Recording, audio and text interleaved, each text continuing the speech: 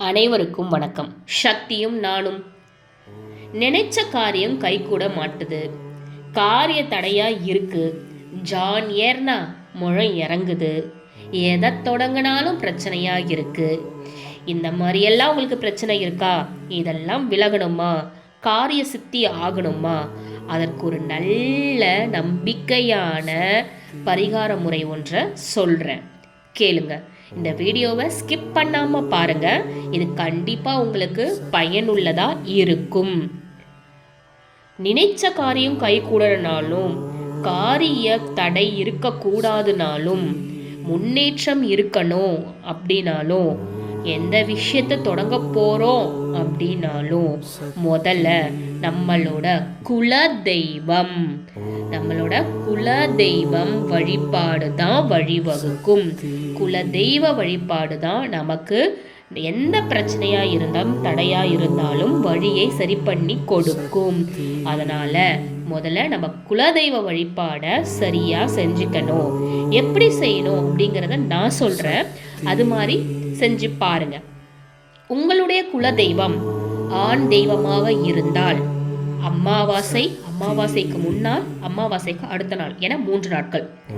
பெண் தெய்வமாக இருந்தால் கிருத்திகை முன்னால், கிருத்திகை அன்று, கிருத்திகைக்கு அடுத்த நாள்.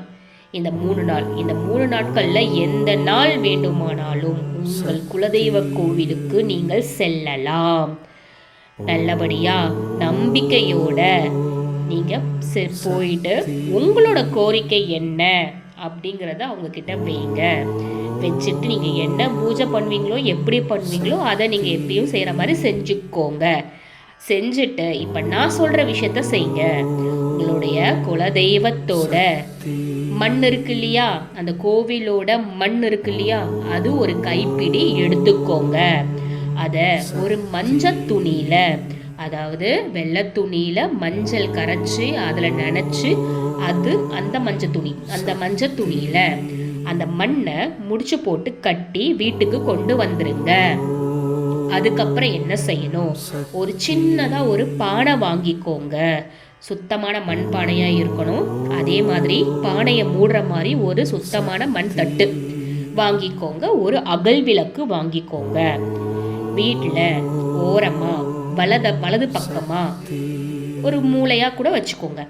இந்த பானைய அழகா கழுவி மஞ்சள் பொடியில தண்ணி ஊத்தி ஃபுல்லா, அந்த பானை ஃபுல்லா முழுக்க மஞ்சளா மாறிடணும். அந்த மாதிரி மஞ்சளை தடவிடுங்க.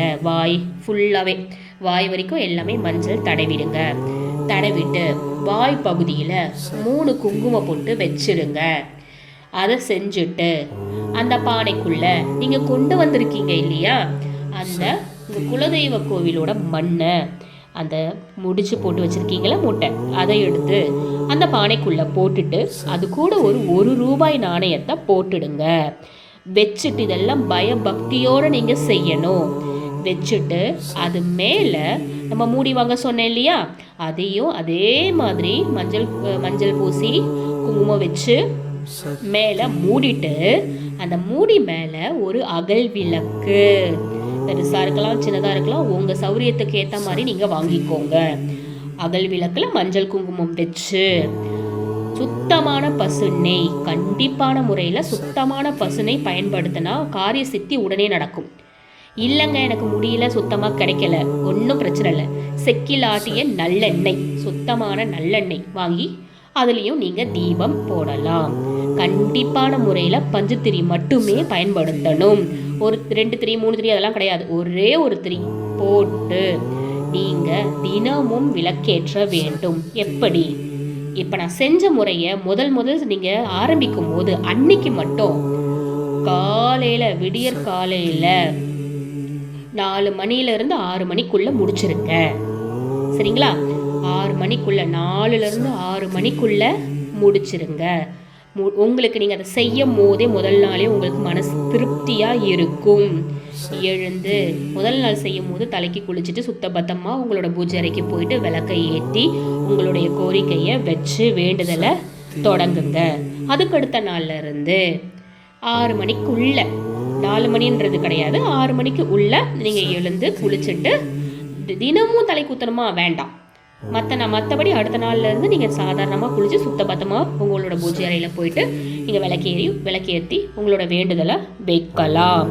தினமும் பயபக்தியோட நம்பிக்கையோட செய்யுங்க. இதை செஞ்சீங்கன்னா கண்டிப்பாக காரிய தடை விலகும். உங்கள் குலதெய்வம் உங்கள் பிரச்சனைகள் அனைத்தையும் தவிடுபொடியாக்கி உங்கள் தேவையை நிறைவேற்றி கொடுக்கும்.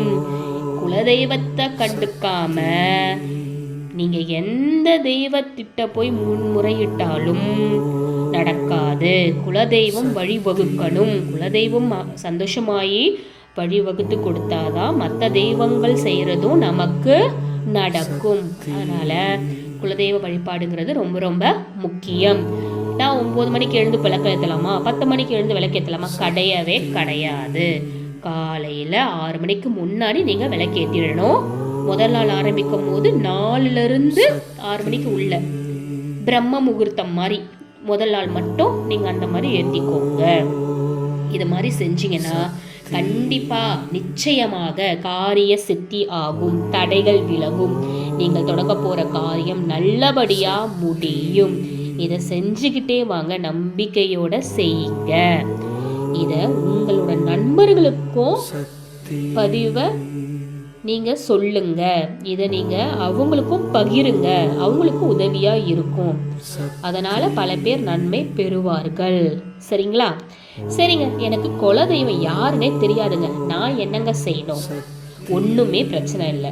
உங்களுக்கு குலதெய்வம் தெரியாது அப்படின்னா ஒன்றும் இல்லை, ஒரு அகல் விளக்கு வாங்கிக்கோங்க, கழுவி மஞ்சள் குங்குமம் வச்சு ஒரு ஓரமாக நீங்கள் அதே நான் சொன்ன மாதிரியே தான் மஞ்சள் குங்குமம் வச்சுட்டு நெய் தீபம் போட்டுட்டு, என்னோட குலதெய்வம் என்னங்கிறது எனக்கு தெரியாது, ஆனால் யாராக இருந்தாலும் எனக்கு பக்கத்துணையாக வாங்க, எனக்கு இந்த விஷயத்த செஞ்சு கொடுங்க அப்படின்னுட்டு சொல்லுங்க.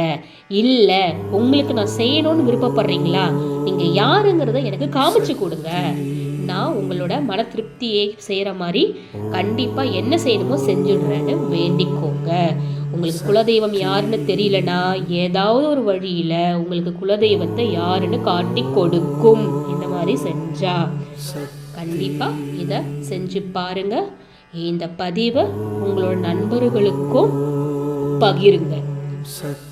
நன்றி.